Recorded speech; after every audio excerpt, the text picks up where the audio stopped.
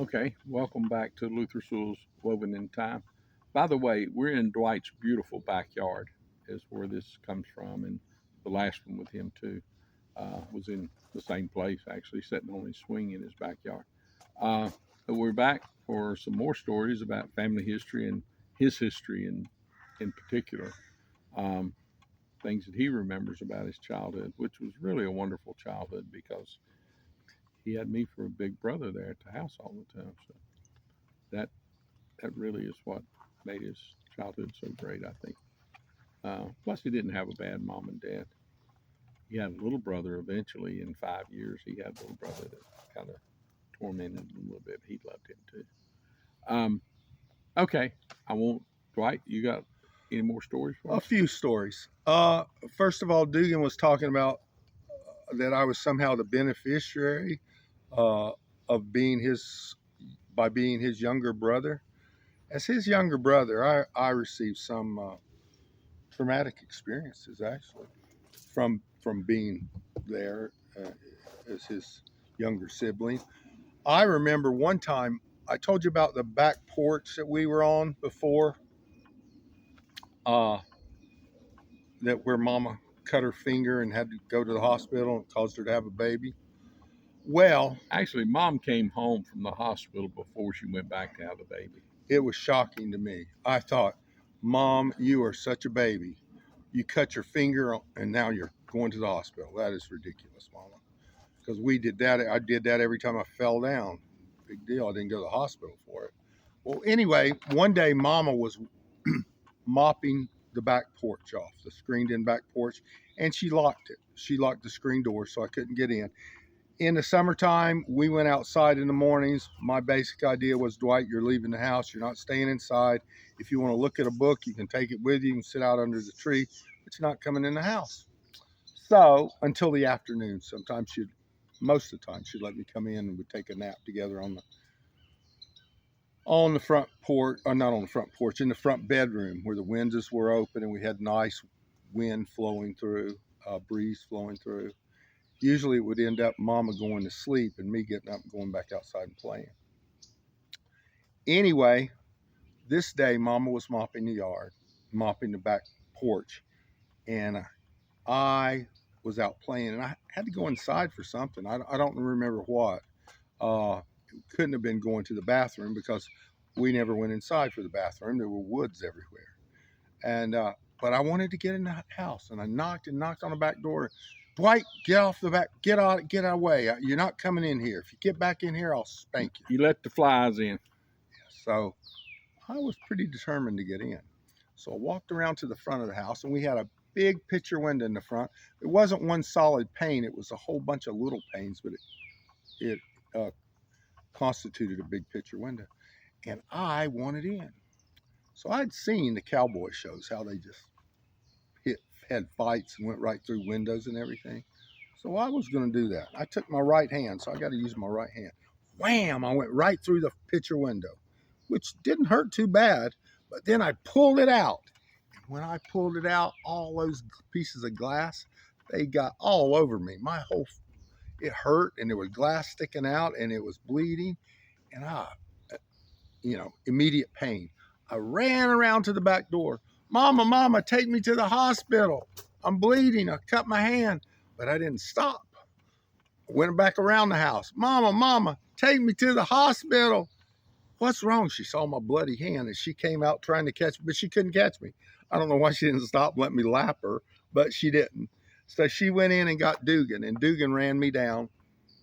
He brought me into the house, and they washed off the blood on my hand, and Dugan held my hand, and Mama used tweezers to pick the little pieces of glass out of my hand.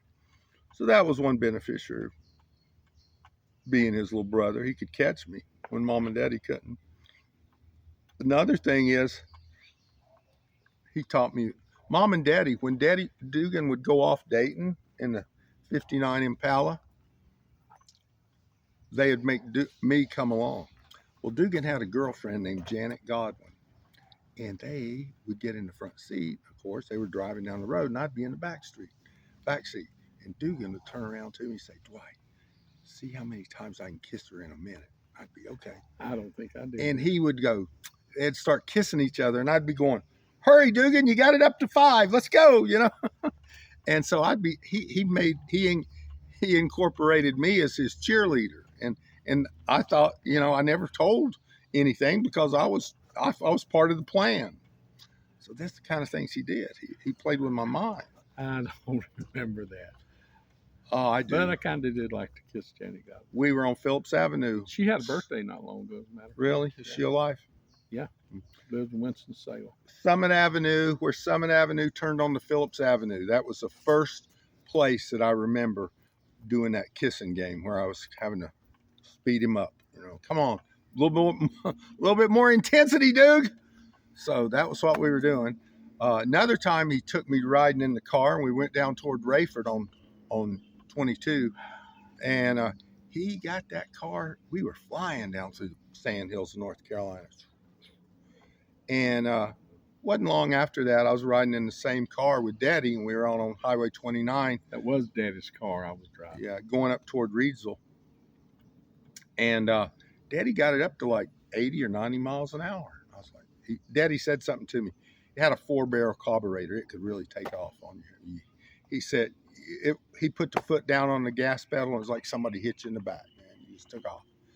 Well, we were going up the road, and Daddy said, what do you think of us going 80 or 90 miles an hour? I said, that ain't nothing. Dugan had it up to 120 the other day. So it got Dugan in trouble with that. And then that got me thinking, medical problems with my hand, got me thinking of trips to the doctor. We had a lot of trees around our house, and we had a big garden. And in the summertime, we spent many afternoons sitting under the trees, shelling peas or snapping beans or something like that. Well, one day we were shelling butter beans, and I had the interesting idea I should just stick one up my nose. And I got it in there, and then I got it so far up I couldn't get it out. And Daddy would say, blow your nose, Dwight, blow your nose. Well, I didn't know how to blow my nose. Every time he'd say blow your nose, I'd go, and it'd go further. Oh, it hurt. So they took me to the doctor. They took me over to the Professional Village by Cone Hospital, and went in, and I don't remember the name of the doctor. He was Don something. I remember his first name was Don or Donald. Was it Smith? I don't know. Sounds could have been. But it laid was me. Was he in with Dr. McAllister? Yeah. Yeah, that was Smith. That was a young man. Dr. Smith came. I remember he had big, hairy, furry-looking forearms, and he wore a, white smock, but it only went down to about, not to his elbows, and I could see those big, hairy arms. And he had some tweezers, and headed toward me with headed toward my nose with that tweezer, and I was like, no. He grabbed my shoulders and he said, be still, boy. I was still because I was more afraid of him than I was of tweezers. He stuck those tweezers up there and pulled out the butter bean. So that was my medical experience. And we had that for dinner that night. No, I don't think so.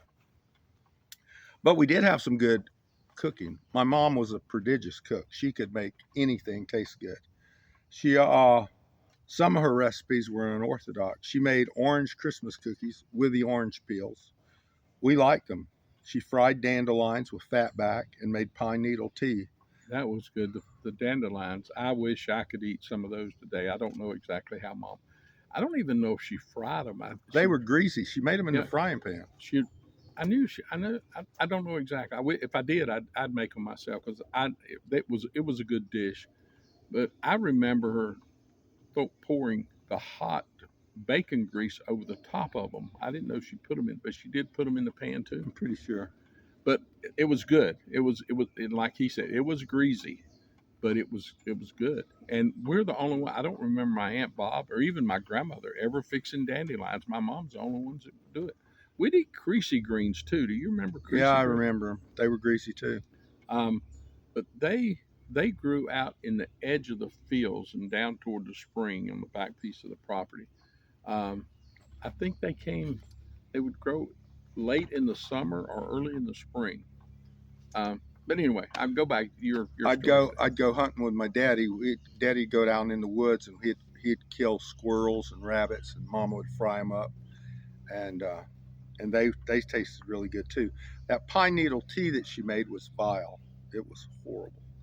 But her red eye gravy was fantastic. It was made by frying ham in a frying pan. We always had plenty of pork because we had pigs, and pouring grease in a bowl, the grease from the ham into a bowl, and pouring just a little bit of coffee in it. Now you pour that over a biscuit, and you got a great breakfast. More than once, she would get busy and burn something in Is the that oven. what they call red eye gravy? That's red eye gravy. Yeah. More than once, she would get busy and burn something in the oven. Teasing our mom was fun because her burnt food was so common. Some of the things she could make that were really good. She'd send me. We had Shed's peanut butter. It was like a little, I don't know how many. It was like a small bucket, and she would give it to me in the mornings, and she would send me down to a field at Mr. Andrews, down at the end of the road where Mr. Andrews' pond was, and it was just a field of blackberries. And she would say, "Pick me some blackberries." I'd be down there, seemed like hour, and I'd have maybe the bottom of the bucket covered, and because I'd be eating them. Well, Daddy would show up, and he'd help me finish up the bucket. We'd go back, and Mama would fix us for lunch. She made a great blackberry cobbler. That was very tasty. Uh, I wish I could eat some of my mom's uh, fried apple pies too, and I have never found the equal to that. yeah, she could make those. On an April day in 1962, I joined my parents with my grandmother Johnson to attend a track meet at Sumner High School. My brother Dugan was a fleet runner for Rankin High School. The high school boys lined up for the 440-yard dash. Grandmother looked down at me and she said, "Dwighton, you go on down there and run. You're as fast as they are." Grandmother said it, I believed it. I jumped on the cinder track and took my place in the outside lane. "Runners, take your mark. Get set." The pistol sounded and we took off. I ran with the determination of a never been beaten 4-year-old. But by the time I was halfway around the track, everybody else was on the, was finishing. I jumped off the track and ran across the 50-yard line to the arms and applause of my family. Much time was spent by me with my grandmother and granddaddy Johnson. They lived at 507 Denny Road, which was just east. Can I interrupt there? You always do. Go ahead. When we finished that race, which I won, by the way, You think they were applauding you and not me? when we finished that race, there was quite a kind of a noise in the crowd that wasn't ending with the race. And it was that little boy running across the field, the finish line, that everybody was paying attention to. I thought that was pretty neat. It was a little embarrassing, I think, as a high schooler, my little brother out there drawing all the attention, but I thought it was pretty neat, really. Much time was spent by me with my grandmother and granddaddy Johnson. They lived at 507 Denny Road. Grandmother enjoyed taking me with her to town. We would catch a bus called the Blue Goose to travel to uptown Greensboro. She stopped at Myers and Ella Stone's, Woolworth's, and the other places. We generally had lunch at either the S&W or the Mayflower cafeteria. It was a treat to be the center of my grandmother's attention. The new crossing lights for pedestrians were just being installed in the early 1960s, and grandmother paid them no attention.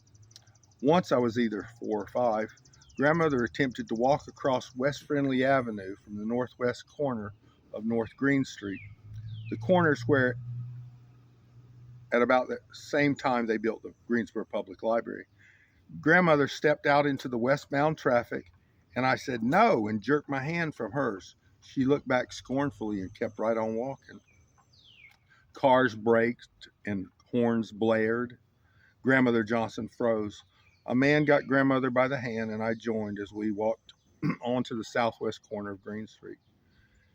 Grandmother had had several strokes during the last few years, but she defiantly pressed on. She was very independent. Once we caught the Blue Goose and made our circuit in Greensboro. Next, we were to call Uncle Herb for a ride home, but grandmother couldn't remember his number.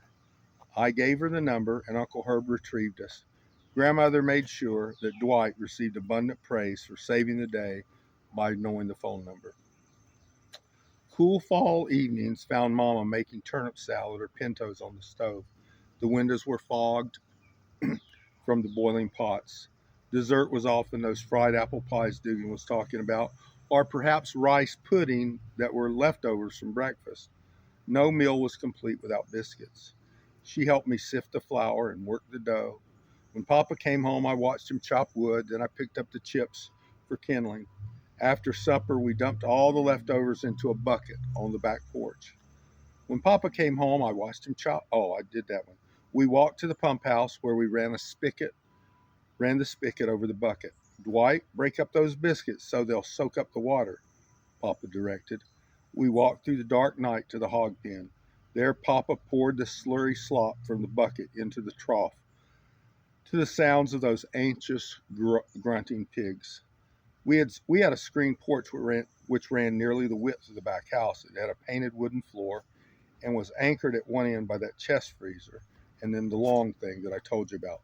The long thing is something that we had acquired from my grandmother and granddaddy Sewell. Who knows how old it was? It was quite old. It housed bags of old seeds and screws and buttons and fuses. In a pinch, you might find a screwdriver or a Barlow knife or an old quilt or something. Yeah, it was a potpourri inside of those drawers. Prominently situated between the freezer and the long thing was a wringer washing machine with an old kitchen table. A slop bucket set beside the door into the kitchen. Since the back porch was an afterthought, it spanned a double window into the dining room. If Mama wasn't looking, I believed it colossal fun to climb through that window. Of course, when I got caught, I got spanked.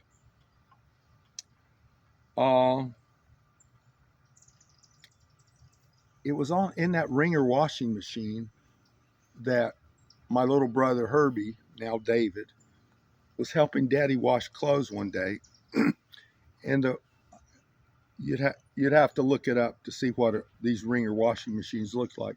They were round and they had an agitator inside of them, but to rinse them on top, you had to take the clothes out individually. There were two rollers on top that acted as wringers, and you would feed that into the rollers, and the rollers you could turn on and they would roll it right through. It would wring out the soap. Well, David was feeding those clothes in, and as he did, those little old white arms of his got caught in the wringer, and they took it right on in. And I was going, oh no, Daddy, this is trouble. My daddy was a pretty level-headed dude. He just turned off the wringer that quick, and he reversed it. And David's hand rolled, his arm, it was up to his elbow, ran right back out, and nothing broke. Because I think he was so little, and I guess his bones were pretty supple at that time. Can I better explain this wringer washer, or at least where I can understand? Go ahead. The wringer washer, the top of it, the wringer part of it, it had a little lever on it too. You could move it, And to get ready to wash clothes, Mom would run water into 2 tubs, clear water, into 2 tubs.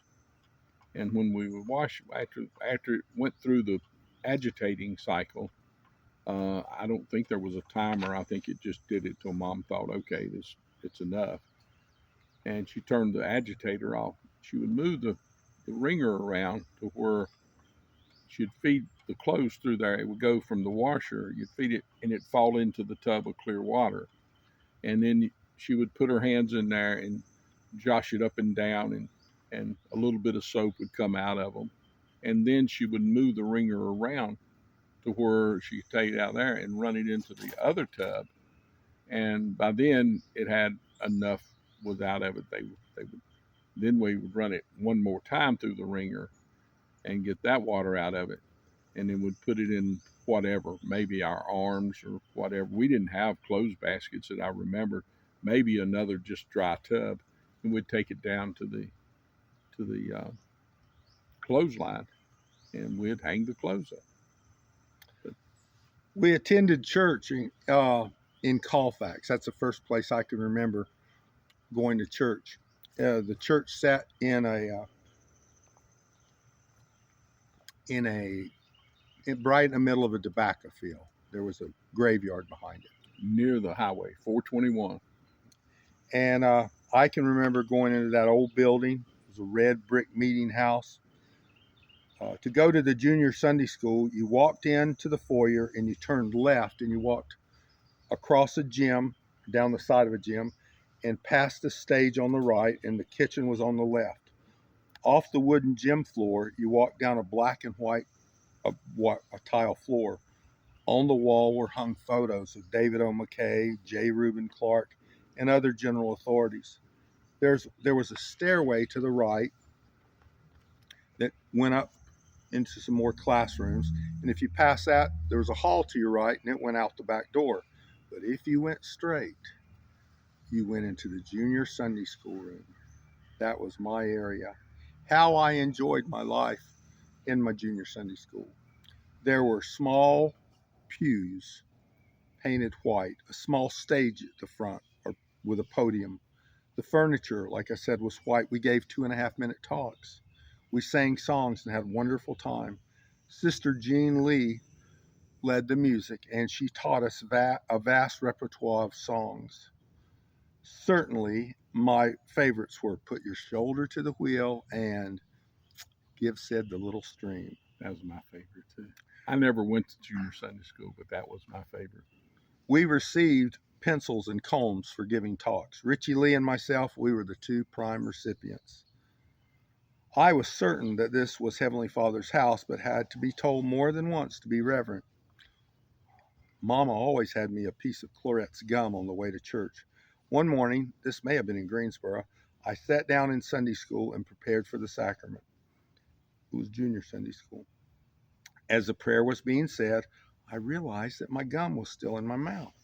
I knew God could see me and would not like me chewing gum. I slipped the gum into my hand.